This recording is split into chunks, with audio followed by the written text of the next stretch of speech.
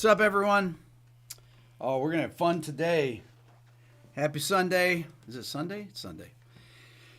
We're talking a little bit about some pentatonic scales. I'm back to playing guitar in my videos. You know, I get comments on Instagram and on YouTube Shorts like, I didn't know you played guitar. It's like, what? I know, I'm not playing enough guitar. I'm not playing enough, period. I've had a shoulder injury for the past 6 months. Which is one of the reasons why I haven't been playing a lot. And I just got back. I've been having a lot of physical therapy with it, and and it's really really healed. It's almost completely healed now. But I had a problem where I still have a problem with my picking hand and stuff. So if you notice me on some of my shorts doing it, I'm still have a little bit slight limited range of motion in my arm, but it's doing a lot better. Okay, so we're going to talk about 5 pentatonic breakthroughs that I wish I'd learned sooner. This is kind of something that I've been talking about with my son Dylan, because he's been learning guitar for the past year and a half. And it's interesting because I can kind of teach him all this stuff that I never had there weren't the resources to learn stuff other than taking lessons with people. And I did take lessons, but I didn't take lessons until I was, had been playing guitar for a couple years or so. And there just wasn't the stuff available like there is now. And if there was no tabs. You had to read notation. And now we've got video courses, right? I've got all these video courses that I've built myself that I'm selling. As a matter of fact, I have my professional guitar collection, which I'm calling it. That I've never actually put together as a collection. It's my ear training course, my what you guys know about my Beato Ear Training, my Quick Lessons Pro Guitar course. It's more of an intermediate course. The Beato Book Interactive, which gives you the theory, and then the Arpeggio Masterclass. It's a system of learning arpeggios. Now, as far as the Pentatonics are covered in the Beato Book Interactive. They're covered also in the Quick Lessons Pros course, but more in how to use them, how to build sequences and things like that. And of course, the ear training course is how to figure out things by ear that you hear, right? So if you're jamming with someone, they're playing something, and you're like, well, what was that? Well, then you just can figure it out immediately. I had Billy Strings in here yesterday. We were talking about this. He was talking about learning things with his dad, who taught him guitar when he was a kid. And he started out in rhythm guitar and then started learning tunes and learned the scale patterns and stuff like that. But he basically had his dad who taught him from the start. Now, I didn't have anyone teaching my brother John and I, but that's why you can pick up my professional guitar collection, which is all 4 courses for $89. That's a ridiculous deal. I mean, that's way too cheap. If I do say so myself, you can buy it and you can play along and learn the stuff that I'm going to talk about and teach you for free here on the live stream. But those 4 courses, 80% off to get those 4 things. So open up another tab, and when you have time here, you should definitely pick it up if you haven't already. Okay, so we'll take an easy key because I like to have fret markers when I'm teaching here so that you guys can see what I'm doing. I have the guitar neck in here. We'll take A minor pentatonic. So how do you actually learn these things, and why is it difficult for people to learn the pentatonics in all the positions? Well, because most of the time that you learn it one of 2 ways. You learn this position. Why? Because you have a lot of,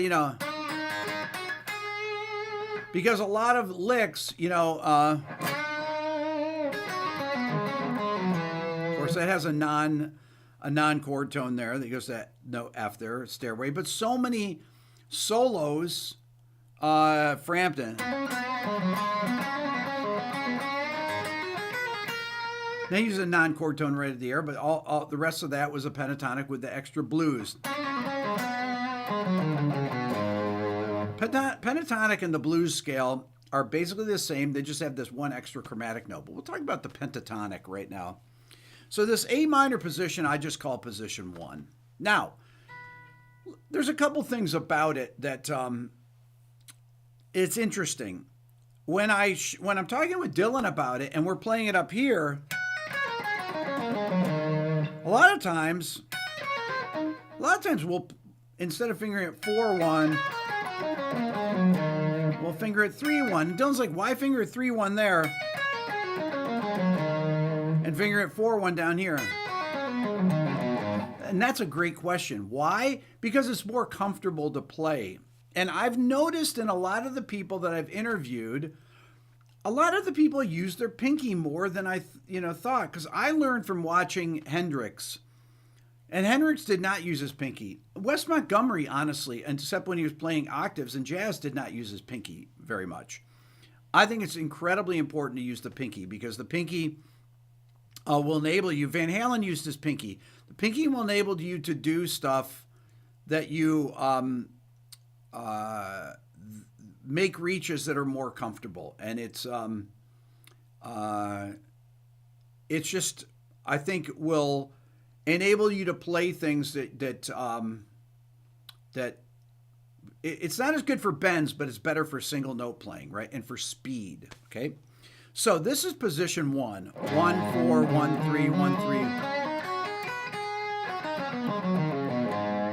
And I would encourage you to learn the patterns and remember them. And this is how I do it. 1, 4, 1, 3, 1, 3, 1, 3, 1, 4, 1, 4. That's it. Learn the patterns. The patterns are going to help you to know how to play these things a lot better. And how do I present them in my courses? I present them as patterns like that. Now, should you be able to say this is the root, the flat third, the fourth, the fifth, the flat 7? Yeah, but that's not important. The most important thing is to get it under your fingers quickly and cleanly.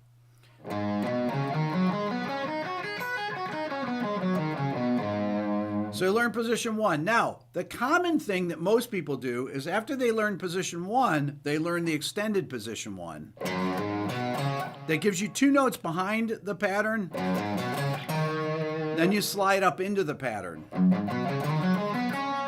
Then you slide up into this. So you're using 5 notes from this pattern. And then you're back here.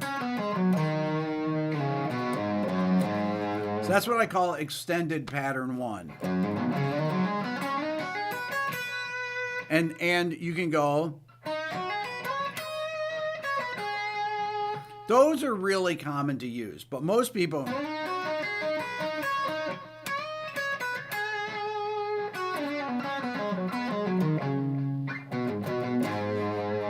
okay. But there are patterns that are in those areas. Back here,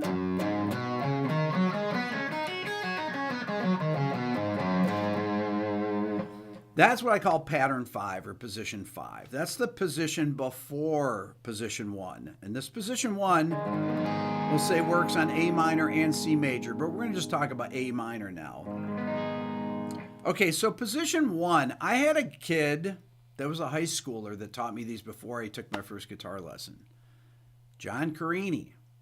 He's like, check this out. And he showed me before I took my first guitar lesson. He was a senior. I was in 9th grade.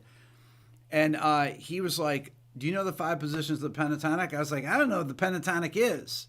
And he played this. He goes, I said, I know that one. Of course. I knew Hey Joe. I knew solos. I had already figured out Kid Charlemagne by then. Right? But I didn't know what these things were. I didn't have my professional guitar collection to look through the videos and have a method to learn these things. He wrote them in a little book, or, he just wrote dots down for me. Okay, so position 1. Then position 2. Okay, so position 2 is just the next one above this one.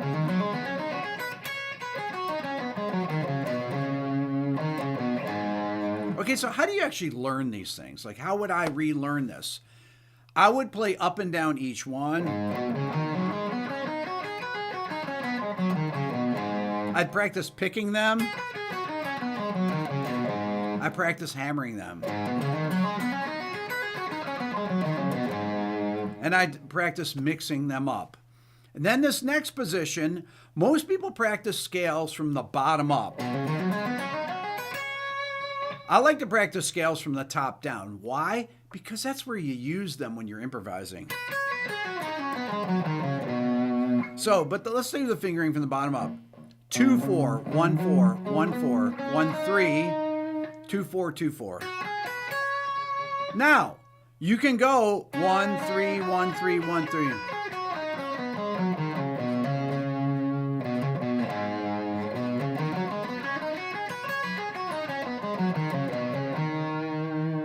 I always like to end on one of the chord tones. If you got A minor. If you learn the arpeggios that are in my Arpeggio Masterclass, when you get the my Beato professional guitar collection, you'll see that. That's why I like to end. I like to end on a chord tone. That's the root. That's the fifth, right? You know. That's the third.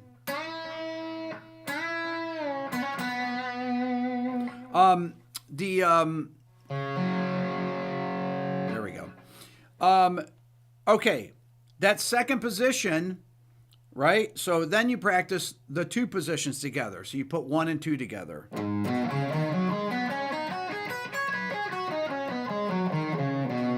So I went up 1, down 2. Now I'm going to go down 1, up 2.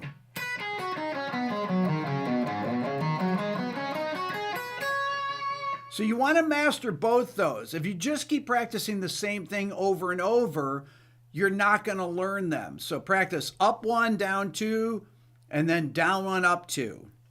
Now we're going to add the next position, position 3. This is the least common one used. Position 3 is here. The cool thing about position 3 is that it's got these. So it starts on the third note of the scale, and it uses 1 3 1 3 1 3. That's a really cool thing, right? It's kind of same thing in the scale here. Same notes. This one's easy to remember because it starts with the 1 3. Then I shift back 1 4, shift back up 1 4 1 3. And then on the fifth there. Now, you'll notice something I did there.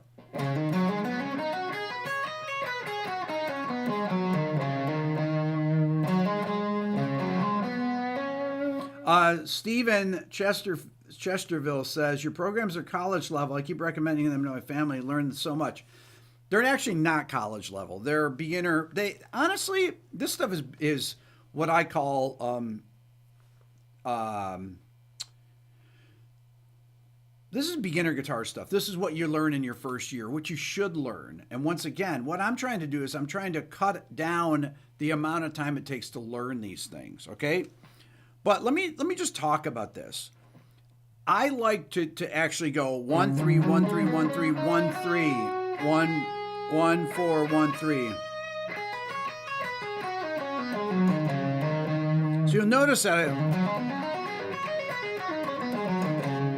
I mean, sometimes I go. Sometimes I'll just do 2 4 2 4. So then you go up 1, down 2, up 3. And that leads us to position 4. Now the nice thing about this position 4 is that it's based around this A minor chord, as if position 1 is based around that A minor bar chord. If you get into my Arpeggio Masterclass,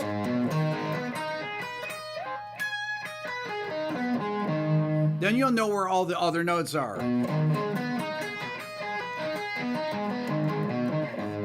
Right? But this one is great because it's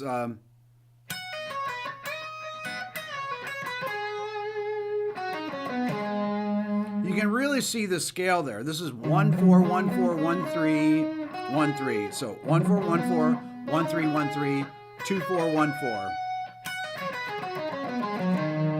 Okay, that's position 4. What do? You go up position 1. We'll reverse it. We'll go down position 1, up position 2, down position 3, up position 4. And now you're into position 5. Okay, position 5 is right behind this one. The one that everybody knows. Okay, this one, once I get up high on the neck here, this is the old, so it starts here on the root, 3 1 3 1, and then I go extended 3 1 3 1. But you can go 4 1 4 1, 4 2 4 2. I think it's awkward to do that. I like to just use 3 1 on all of them.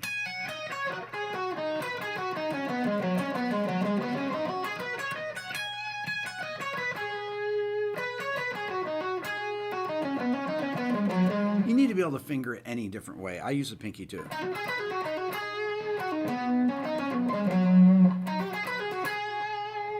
Right? Clapton. I think it's easier there with the third finger because the spread is not that far, but that's position 5. And then we're back to position 1. Okay. So how do you connect these things? The way to connect them is to take groupings of a couple strings. Like what I like to do is take sets of 2 strings. Okay, so I'm going to take the B and E string. This is in my course. This is right in my Beato Book Interactive. I have licks like this in my Quick Lessons Pro. All 4 of these courses. Never sold it before. It goes through next Friday. It's $89. It's 80% off. Not only will you become a better guitar player, but it helps the channel, helps fund all these videos I've been doing, these interviews and everything. We got some really good ones coming up too. Okay, so I take the top 2 strings. I'm going to start there, right? So I'm going to use the B and E string. Then I go to the next position and do that.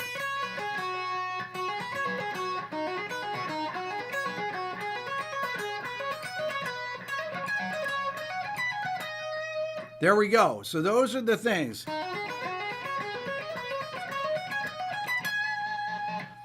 Okay, why is that?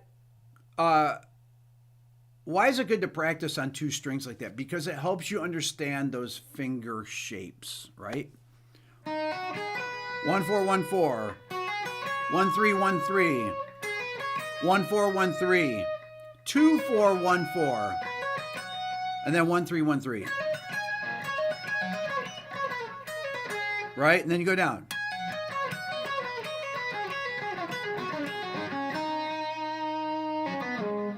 Okay, so I came down.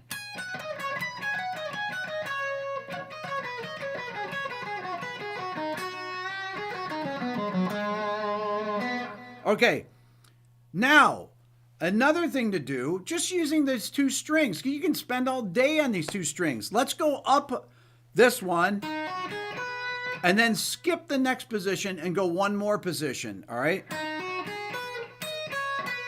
And then go down 1 position. So you're going to go the first position to the third. Then to the second position. And then up to the 4th. Then. So.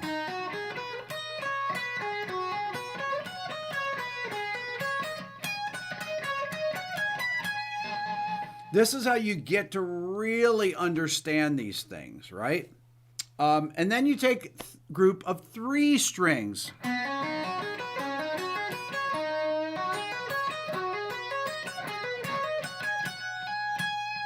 Okay, so I did 3 strings, and then you do 4 strings.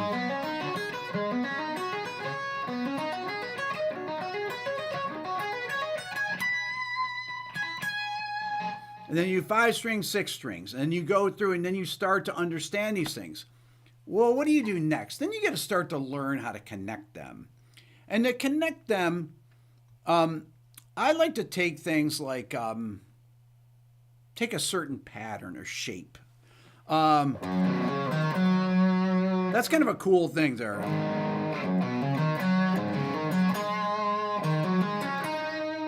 That's really unusual. Right?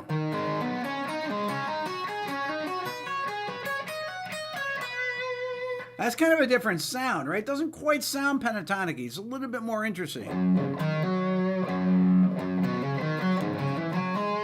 I could do.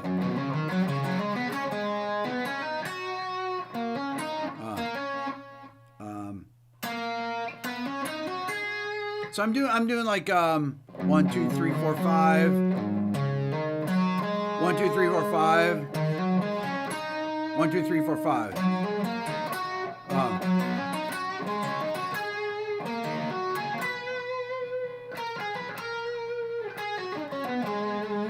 Do groupings of fives, whatever they are. Try and find things and see if you can trace the correct notes.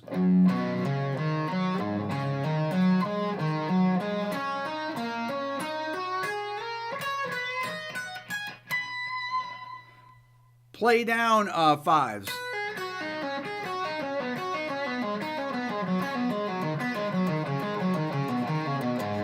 Down this one.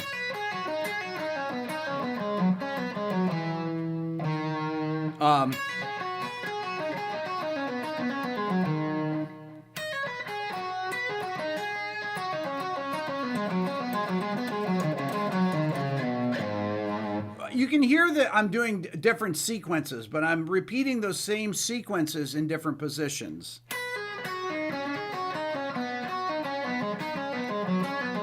That's fives. I'll do fives here.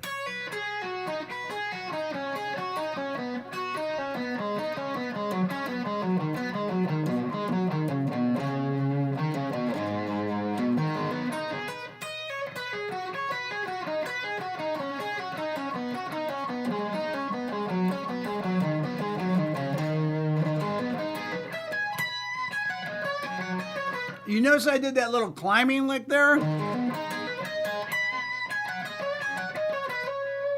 I put in a little minor arpeggio in there to kind of start connecting these different variations, right? So I'm using just an A minor arpeggio here.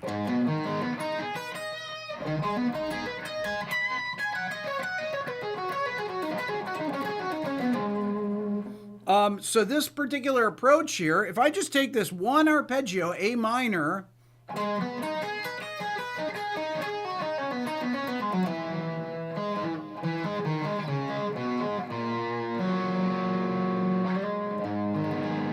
added in a couple extra non-chord tones there just for interest, but I'm basing this up.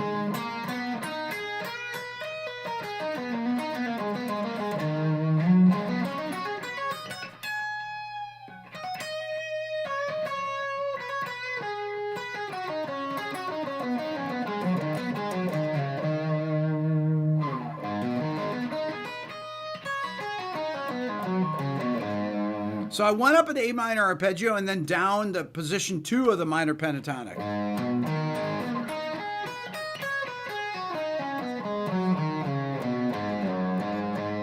Then I involved a little position 5 in here.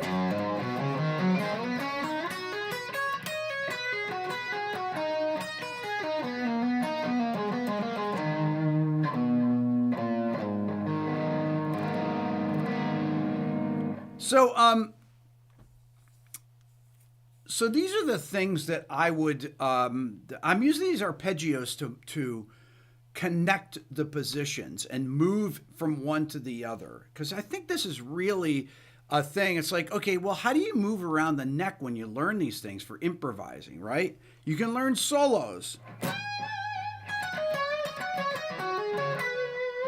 So what I did there was I used a Hendrix lick from Hey Joe.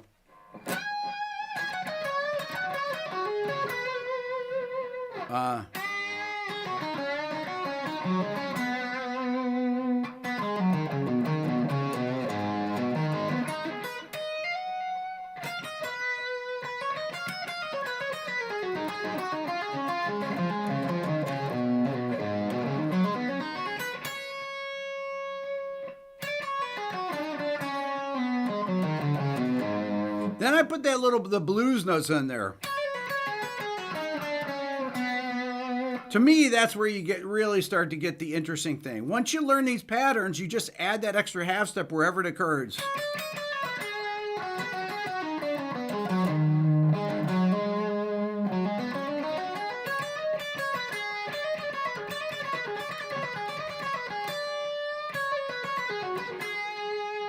Okay, so this stuff is right.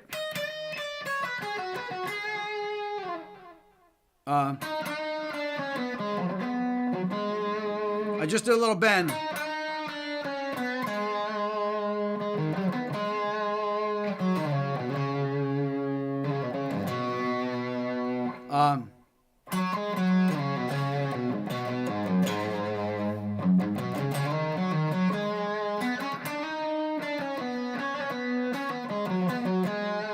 Just adding that blues note there.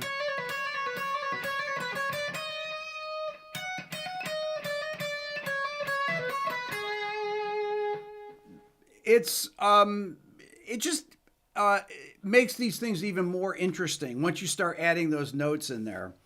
Now, I like to really combine, as I've been doing here, combine these different arpeggios with whatever key you're in. If I'm in a key like D major and I'm using a D major pentatonic, and then I use the D major D major arpeggio. Hold on, Catino Hepburn says, I have a question. Pentatonics sound so bluesy and they are often not melodic. I want to know how guitarists like Brian May and George Harrison made them so melodic. Well, Brian May,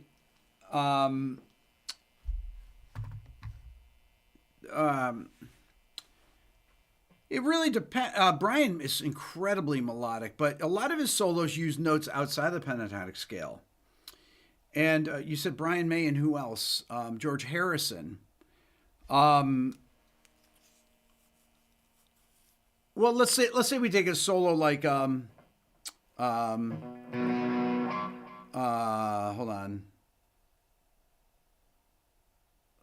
Let's see. Hold on.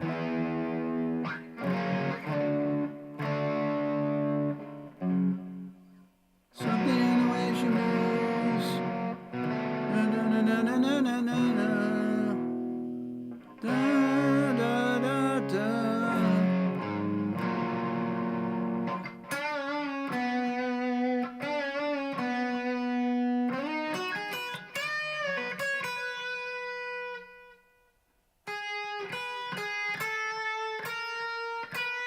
That's all pentatonic. That's so something. I'm trying to think of George solos. Okay, I'll give you a great like my favorite George Harrison solo is probably The End. I made a whole video about that. George uses a lot of arpeggios in his stuff. He does use the pentatonic scale. The End solo, right?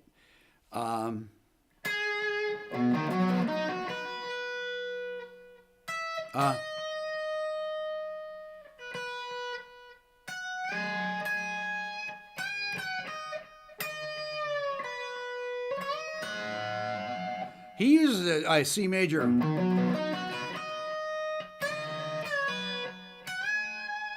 I love that. He uses a C major triad there, C major arpeggio. And he bends into the third. So, to my point there, using the major pentatonic, D major pentatonic, and the D major arpeggio, where you're just using the notes of D major.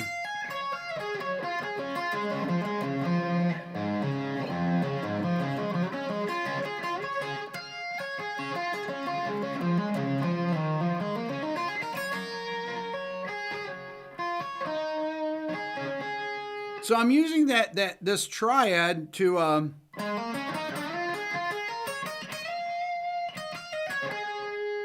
there's my D major. My brother John says he needs to borrow my SG for a few years.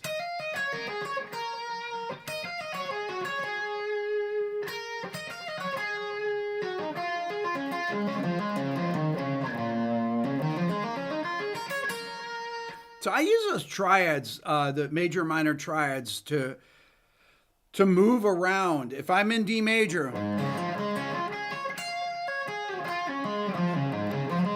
so if I'm playing here, so I'm using a D major triad, I added a 9.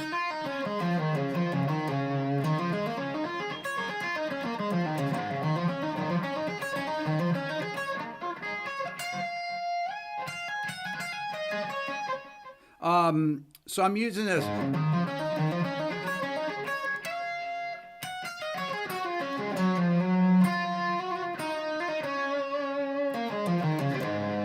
So I'm using those triads along with some extra little things here. Looks like that I learned from Peter Frampton. Something's happening.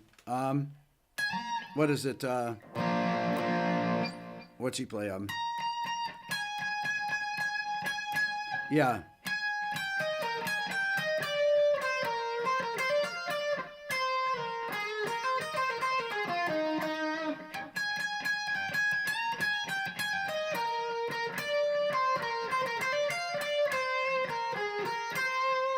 You guys know that solo?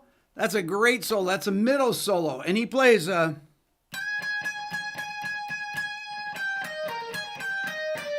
he's playing over an E chord. It's like he's playing over A chord.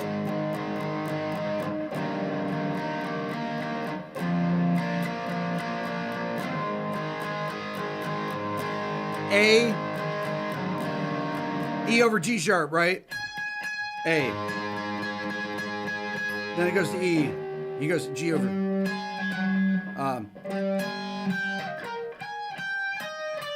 Then he goes to B major there.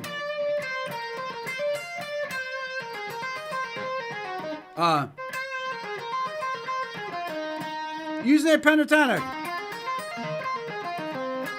Right there on the A major. But he's playing over each chord. But this thing here, that to me was a game changer when I learned that. And I learned that right at the beginning.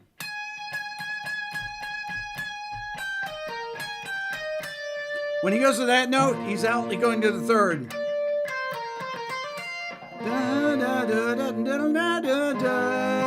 Then he goes to the third of the chord there.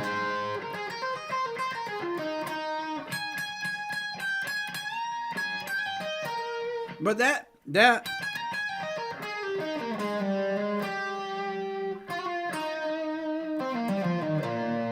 I just love that sound. It's called an Add 4 arpeggio. That's in my Arpeggio Masterclass there.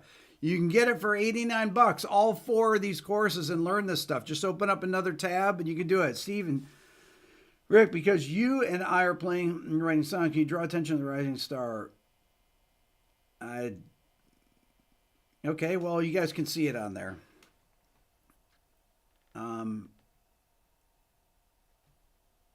Something loves guitar. I can't really read that.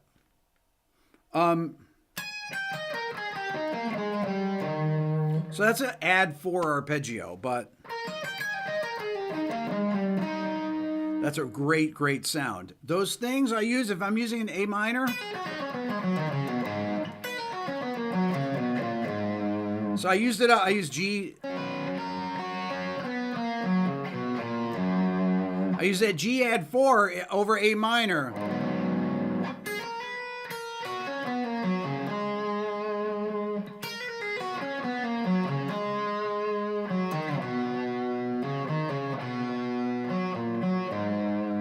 I love that G in A minor.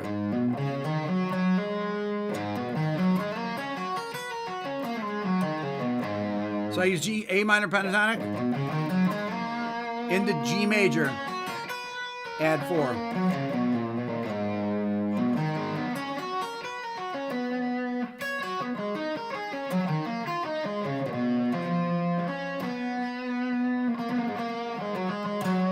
Schoen and Lukather use that move. Of course they do.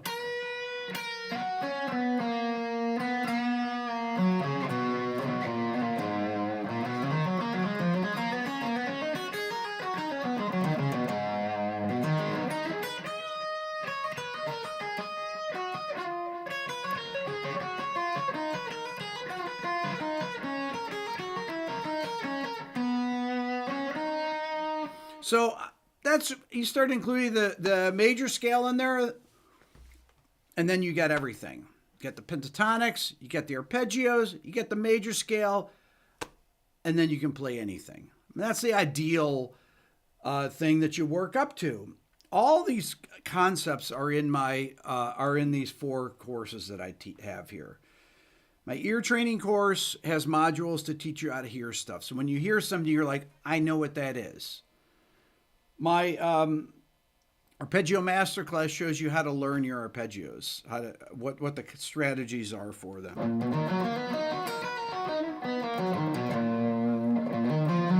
If I'm doing them, above the note, at the note, behind the note, all this kind of stuff.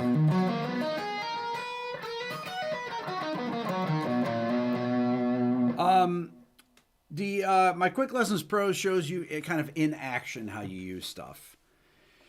And then my Beato Book Interactive is the theory behind everything. That also has that kind of stuff. Rick, a little off topic. Do you get to spend time off camera with these amazing musicians, i.e. Maynard, Eric Johnson? Well, when I see them, I do. We don't live in the same place. Eric lives in Austin. Maynard lives in Jerome, Arizona. So last time I was in Arizona, I was in Phoenix. I saw Maynard. I can't remember the last time I saw Eric. I've talked to him on the phone, but I haven't seen him in person in a while. Not sure. I need to give him a call, actually. So that's it for today. You guys are amazing. I had a lot of fun here today. But these are the things I would have learned if I was going to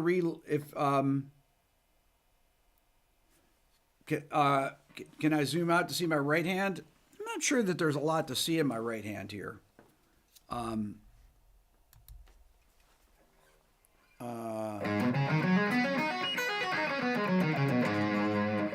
It's funny because I don't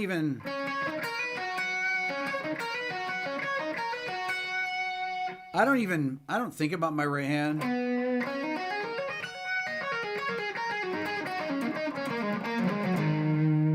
Sometimes I sweep pick, sometimes I don't. I mean, I don't do.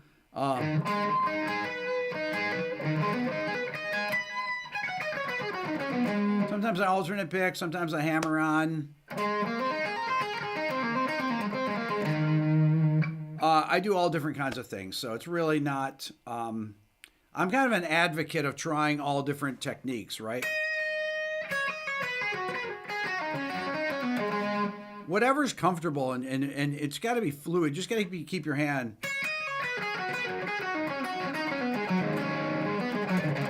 You got to keep your hand relaxed. I mean, that's really the most important thing. I think the hardest things, though, for people are arpeggios.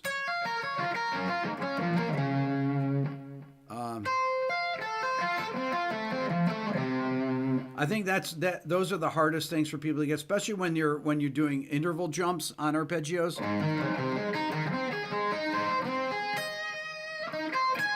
Those are definitely the hardest things.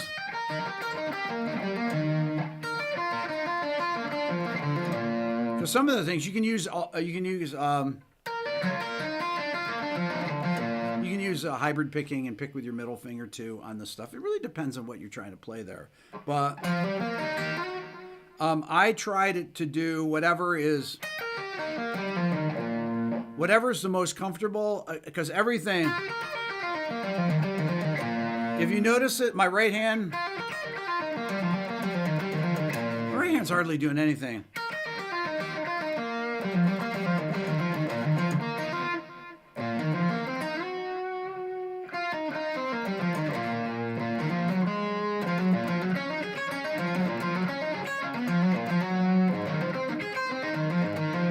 So if I'm doing, whatever I'm doing.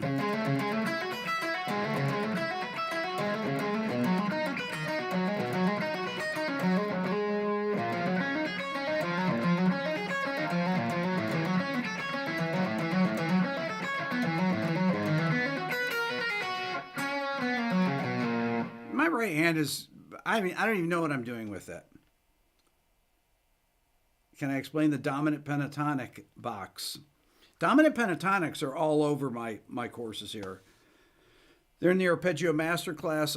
They're in my Beato Book Interactive, dominant pentatonics, and I have videos on dominant pentatonics. But